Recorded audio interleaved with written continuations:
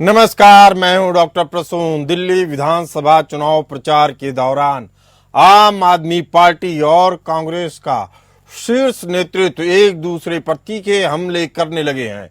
India गठबंधन के दो घटक दलों के बीच की लड़ाई से बीजेपी पसोपेश में है।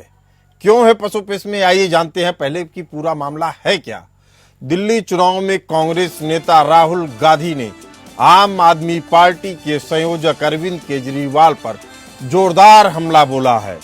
बीते कुछ दिनों तक बीमार रहे राहुल गांधी ने मंगलवार को दिल्ली में चुनाव प्रचार शुरू करते ही शीश महल की याद दिलाकर केजरीवाल पर तीखा हमला बोला। यह पहली बार था जब राहुल गांधी ने केजरीवाल पर निशाना साधते हुए शीश महल का जिक्र किया। पूर्व मुख्यमंत्री केजरीवाल ने अपने आधिकारिक निवास के नवीनीकरण पर बड़ी रकम खर्च की थी, जिसके बाद से ही वह विवादों में है। वहीं बीजेपी पहले ही केजरीवाल के उस आवास को शीश महल कहकर संबोधित करती है। राहुल गांधी ने पहली बार ही केजरीवाल पर दिल्ली में सबसे बड़े शराब घोटाले में शामिल होने का आरोप मढ़ दिया है।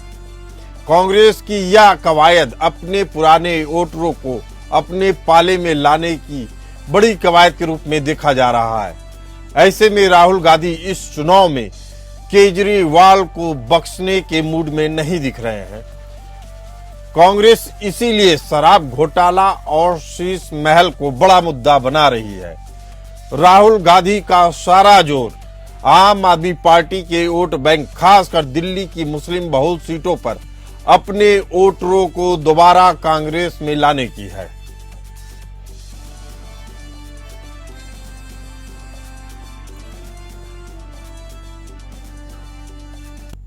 लेकिन राहुल गांधी के ताजा तीखे हमले के बाद दिल्ली की राजनीति गर्मा गई है। केजरीवाल भड़के ही बीजेपी ने भी पूछ लिया, कौन विश्वास करेगा कि केजरीवाल और राहुल गांधी कुछ महीने पहले तक सहयोगी थे और नरेंद्र मोदी को हराने की कसम खा रहे थे। आखिर उस समय राहुल गांधी को शराब घोटाला और शीश महल क्यों नहीं याद आया।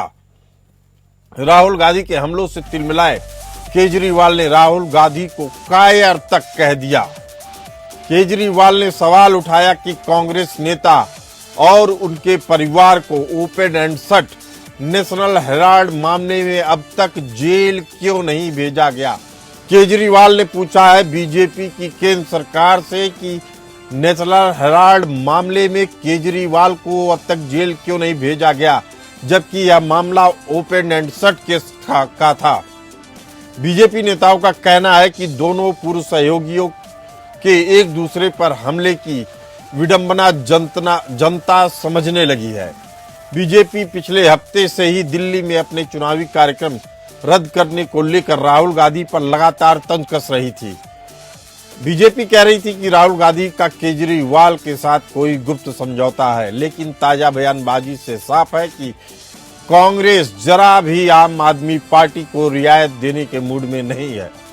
वहीं आम आदमी पार्टी दिल्ली में समाजवादी पार्टी के नेताओं जैसे अखिलेश यादव और कैराना की सांसद इकारा हसन से प्रचार करा रही हैं। इकारा हसन का प्रचार करना इसलिए भी मायने रखता है चूंकि दिल्ली में मुस्लिम जनता को माना जाता है कि वह पढ़ी लिखी मुस्लिम जनता है और विकास को पसंद करती है। उसका चेहरा बनाया है कैराना की सांसद इकारा हसन को। केजरीवाल तृणमूल कांग्रेस के नेताओं का भी साथ लेने में लगे हैं और उनको मिल भी रहा है उनका साथ। आम आदमी पार्टी की कोशिश है कि किसी भी स्थिति में, किसी भी हालात में मुस्लिम वोट बटने न पाए, भले से वह ओवैसी की पार्टी को जा रहा हो या कांग्रेस को, किसी को न जाए। अगर बीजेपी को हराना है तो केजरीवाल चाहते हैं कि सारे के सारे वोट, वो भी मुस्लिम वोट, उनको मिले। वहीं बीजेपी मतदाताओं को यह बता रही है कि कैसे आप और कांग्रेस लोकसभा चुनाव में 8 महीने पहले सहयोगी थे। तब आम आदमी पार्टी और कांग्रेस एक दूसरे पर हमला नहीं कर रहे थे, लेकिन अब हमला कर रहे हैं। जनता के सामने इन दोनों दलों की विश्वसनीयता का मुद्दा उठा रही है बीजेपी। बीजेपी ने कहा कि केजरीवाल को लोकसभा चुनाव के वक्त नेशनल हेराल्ड घोटाला क्यों नहीं दिखा, उनको अब क्यों याद आ रहा है। अब दोनों एक दूसरे को भ्रष्ट कह रहे हैं। इन दोनों नेताओं की भरोसे की बात क्या है, इनकी विश्वसनीयता क्या है, इसी मुद्दे पर चर्चा करने के लिए हमारे साथ मौजूद हैं पीयूष पंत, सीनियर जर्नलिस्ट, और डॉक्टर मोहम्मद अमीन, पॉलिटिकल एक्सपर्ट। आप दोनों मेहमानों को बहुत बहुत स्वागत है। पहला सवाल पीयूष पंत जी आपसे, आखिर जब राहुल गांधी और केजरीवाल आमने सामने आ गए हैं तो दिल्ली चुनाव में इसके क्या मायने निकाले जाएं? देखिए, इसका मायने यही है कि अब जो है कि जहां तक लग रहा है कि ज्यादातर सीटों पे, कम से कम 50% सीटों पे त्रिकोणीय मुकाबला होने की संभावना बढ़ गई है। जहां पहले ये था कि द्विपक्षीय मुकाबला था, बीजेपी और आम आदमी पार्टी के आपस में था, वहीं अब जो है कांग्रेस जहां थोड़ी एक्टिव हुई है और जिस तरह से कैंपेनिंग कर रही है, हालांकि अभी भी वो गति नहीं पकड़ी उसने जो पकड़नी चाहिए थी, उसके बावजूद कुछ कुछ जो कॉन्स्टिट्यूंसीज हैं उनमें निश्चित रूप से कांग्रेस का इंटेंसिफाइड एक कैंपेनिंग चल रही है और वहां पे कम से कम त्रिकोणीय जो है मुकाबला होने जा रहा है और वही बड़ा इंटरेस्टिंग होगा और वही मुझे लगता है डिसाइसिव भी होगा कि वहां से कौन जीतता है, क्योंकि ज्यादातर उम्मीद पीयूष पंत जी, जनता यह जानने में ज्यादा दिलचस्पी जनता की दिलचस्पी इस मामले में ज्यादा है कि जो दोनों एक दूसरे के ऊपर आरोप लगा रहे हैं उसमें सबसे ज्यादा नुकसान किसको होगा, राहुल गांधी को या केजरीवाल को। केजरीवाल कह रहे हैं ओपन एंड सेट मामला है नेशनल हेराल्ड का, इनको जेल भेजिए। राहुल गांधी कह रहे हैं कि ये शराब घोटाले के आरोपी हैं और शीश महल बनवाया है, इनको जेल भेजिए। नुकसान किसको ज्यादा होगा? नहीं, देखिए, नुकसान तो कांग्रेस को के पास था ही क्या जी उसको नुकसान होगा। कांग्रेस को तो जो भी मिलना है उसका गेन ही होना है और कांग्रेस के खिलाफ उस तरह से जो आरोप लगाए जा रहे हैं बहुत ज्यादा मजबूत नहीं है, क्योंकि आप देखिए ना कि नेशनल हेराल्ड वाला बात, एक तो आपने भी ये बात कही कि साहब अब याद आया या इतने समय बाद, और दूसरी बात ये है कि नेशनल हेराल्ड में अगर ऐसा होता, कोई बात होती, तो ईडी ने तो इतना जो है ग्रिलिंग करी पूरा, जो है सोनिया गांधी की भी, राहुल गांधी की भी और तमाम तरह के, लेकिन कहीं कोई कुछ बात होके सामने आई नहीं कहीं पे। तो ये सिर्फ जो है चूंकि मुझे लगता है कि पीयूष पंत जी, बातें तो सब सामने आ गई हैं। केजरीवाल कह रहे हैं कि मामला तो दूध की तरह साफ है, अब ये है कि कार्रवाई हो क्यों नहीं रही है।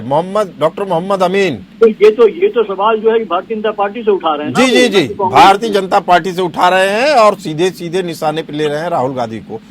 डॉक्टर मोहम्मद अमीन, दोनों एक दूसरे को कलंकित कर रहे हैं। राहुल गांधी केजरीवाल को कलंकित कर रहे हैं, केजरीवाल राहुल गांधी को कलंकित कर रहे हैं। आपको क्या लगता है कि क्या दोनों नेताओं ने दिल्ली का भरोसा खो दिया है?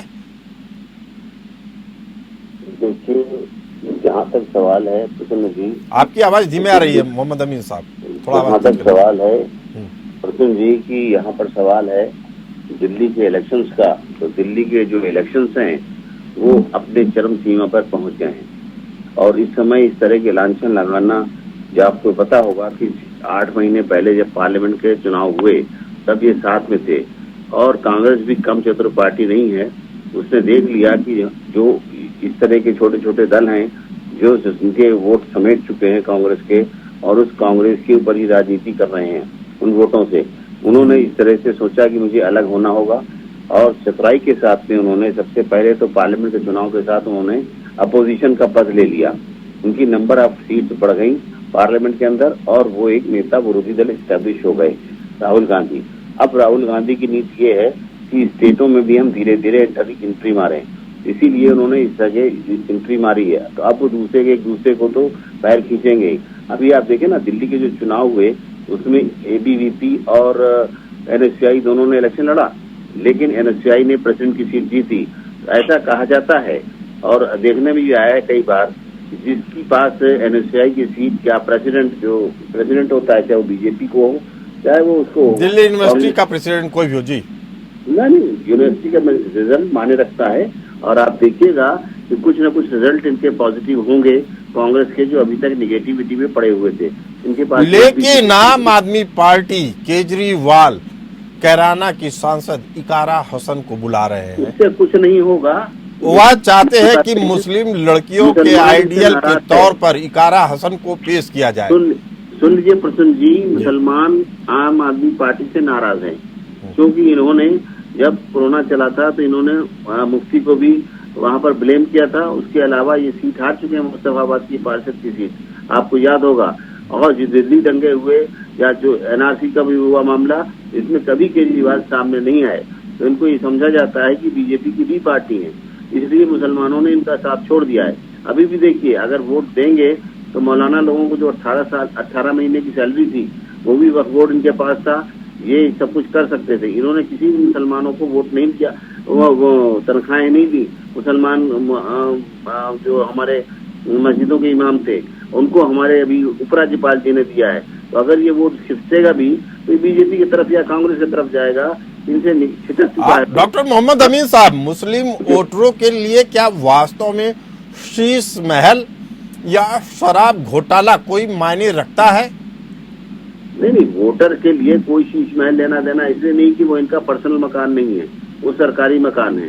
कल को कोई प्रधानमंत्री के मकान को कहे वो शीश महल, तो उससे कोई लेना देना नहीं है मुख्यमंत्री का, वो सरकारी आवास है, उनका कोई अपना पर्सनल आवास नहीं है। शराब घोटाले को लेकर कोई प्रभाव पड़ता दिख रहा है आपको?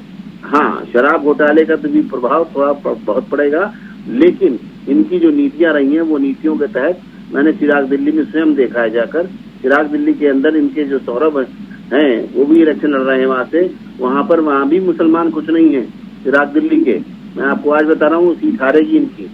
इस तरह से कई सीटें हैं कि आप देखिए, मुस्तफाबाद देख लीजिए, ये हार रहे हैं आपकी पार्टी, और वहां पे कांग्रेस गेन करेगी ऐसी जगहों पे। बीजेपी की तो अपनी जगह सीटें मिल ही रही हैं जो मिल रही हैं, लेकिन ऐसी जगहों पे गेन करेगी। आप देखिए ईस्ट दिल्ली में भी कई सीटें हैं, इधर ओखला में भी इनको नई बढ़त मिल रही है। वहां पे आरिफ मोहम्मद खान की जो भतीजी है वो लड़ रही है, आसिफ की बेटी, उसका अपना प्रभुत्व है वहां पर, घर घर के अंदर घुस के काम कर रही है। उसके फादर ने घर घर आसिफ ने काम किया, तो लोग जानते हैं। और उसी जगह अमानुल्लाह ने जो प्रॉपर्टी थी वक्फ बोर्ड की उसको भी बेचा और उसको अपने लोगों को दिया। तो इस तरीके से देखा गया है कि ये जो आप पार्टी है, आप पार्टी सिर्फ लूटने का काम कर रही है, खसोटने का काम कर रही है। डॉक्टर मोहम्मद अमीन की बात मानी जाए पीयूष पंत जी, तो दिल्ली के बारे में तो वैसे भी एक बात कही जाती है कि यहाँ कास्ट बेस्ड पॉलिटिक्स नहीं होती है, यहाँ परसेप्शन बेस्ड पॉलिटिक्स होती है। तो क्या लगता है कि केजरीवाल के बारे में जो परसेप्शन बना था वह खत्म हो चुका है, अब नए परसेप्शन गढ़े जा रहे हैं? पीयूष पंत जी देखिए शुक्ला जी, परसेप्शन भी नहीं, मैं कहूंगा यहाँ परफॉर्मेंस बेस्ड जो है वो बात चलती है। अगर शीला दीक्षित जो है कि अगर वो 15 साल रही दिल्ली में राज करती रही, तो उसका कारण था कि जो उन्होंने विकास दिल्ली का किया, जो है जो उन्होंने लोगों को काम करके दिखाया वो है। अरविंद केजरीवाल भी 10 साल बने रहे और 5 साल खासकर उन्होंने इस तरह के खास और गरीब जो तबका है उनके लिए जो है इस तरह की योजनाएं लेके आए जिनसे उनको बहुत ज्यादा सुविधा मिली। खास उनकी आर्थिक हालात जिस तरह से महंगाई के चलते बुरे होते चले गए हैं, उसमें बहुत बड़ी राहत उनकी ये जो मुफ्त की जो योजनाएं दी उन्होंने, तो वो और उसको डिलीवर भी किया। तो ये जो डिलीवर होता है ना, वो मेन मुद्दा होता है दिल्ली का।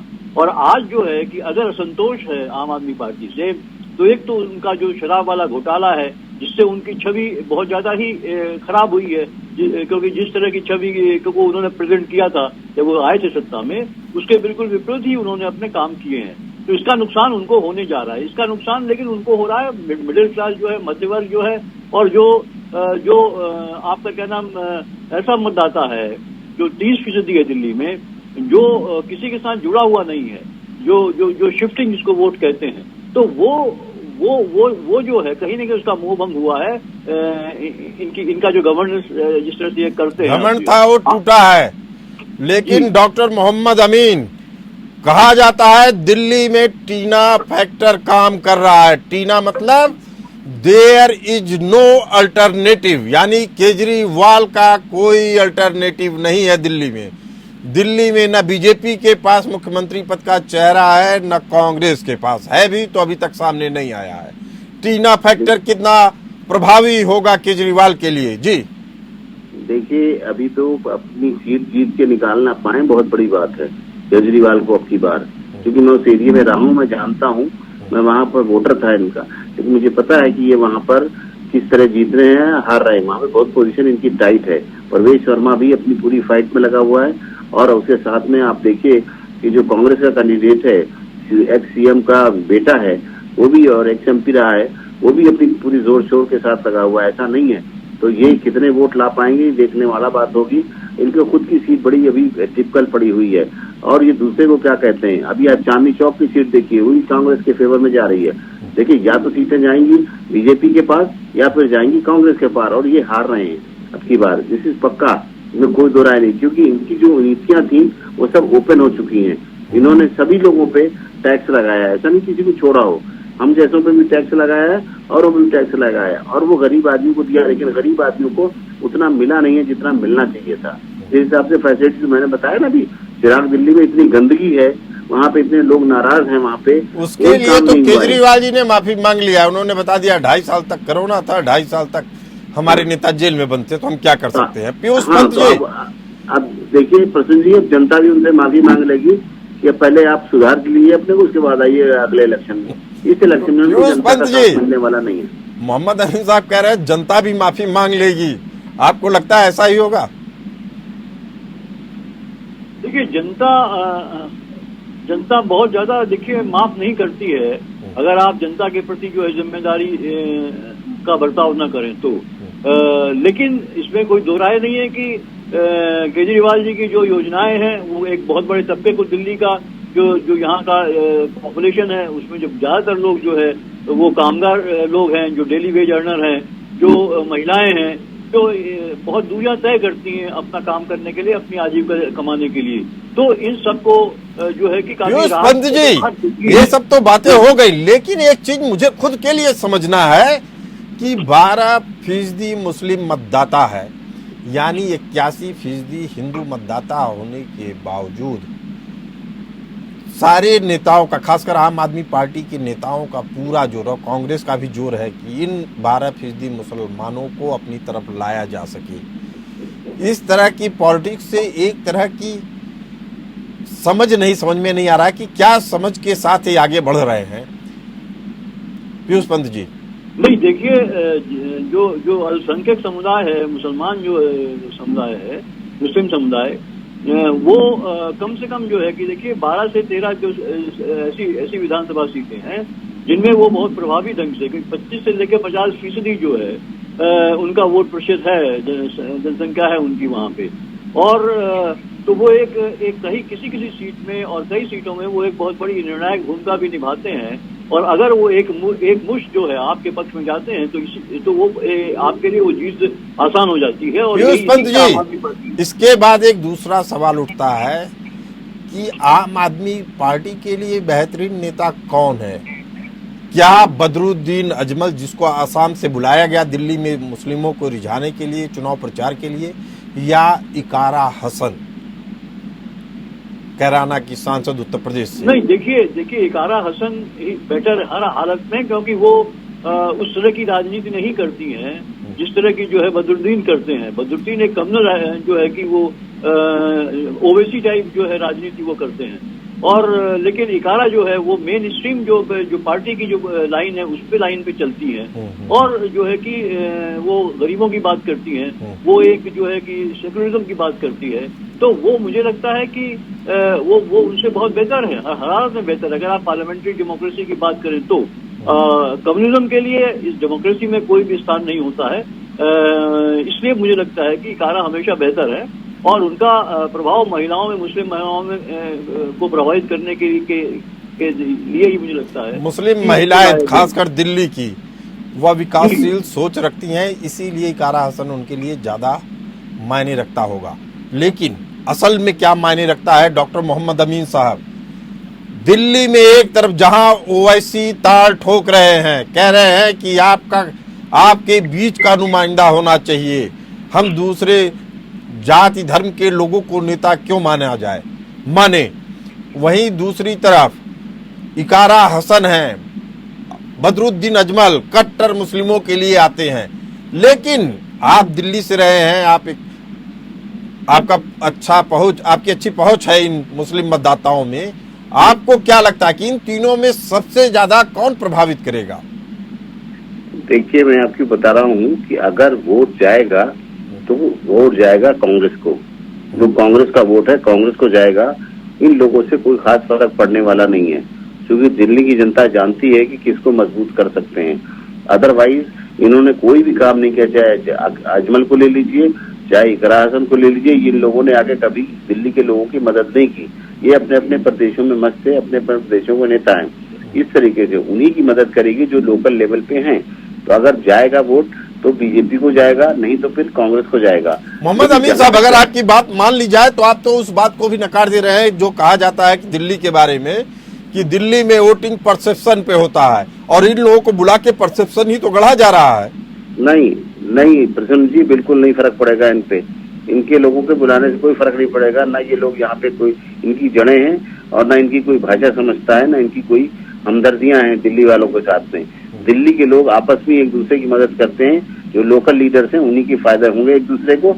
इनसे कोई खास फर्क पड़ने वाला नहीं है, चाहे वो इकरा हसन को बुला लें और चाहे वो अजमल को बुला लें। दोनों से कोई खास फर्क पड़ने वाला नहीं है। ओवैसी के बारे में आपकी क्या टिप्पणी है जी? ओवैसी के बारे में?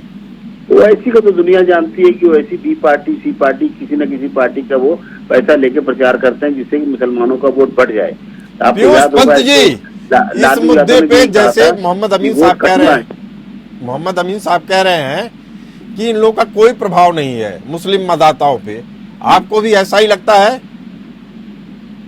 देखिए, नहीं, कुछ हद तक तो सही है, क्योंकि देखिए दिल्ली की राजनीति दूसरी तरह की है। और दिल्ली में देखिए एक होता है कि अगर आप एक दूसरे राज्य का या कोई नेता आता है, अगर उस समुदाय का बड़ा नेता ये है तो वो कोशिश करता है, वो बुलाते हैं। आजकल हर पार्टी बुला रही, भारतीय जनता पार्टी अपने कोई उसने महाराष्ट्र से बुलाया है, तो राजस्थान से बुलाया, तो हरियाणा से बुलाया है, कांग्रेस ने अपने यूपी से बुलाया है। नहीं, कांग्रेस के और बीजेपी की राजनीति में अंतर है। कांग्रेस अपने बड़े नेताओं को बुला रही है, वो नेता के तौर पे स्टैब्लिश है, ना कि एक जाति या धर्म के तौर पे अपने आप को ऐसे नेता स्टैब्लिश करते हैं। बदरुद्दीन अजमल की बात की जाए तो उनके ऊपर तमाम संगीन आरोप लगे। वह शरीयत कानून की बात करते हैं, वह उन अधिकारों की बात करते हैं इस्लाम के जिनके कारण मुस्लिम महिलाओं का दमन होता है।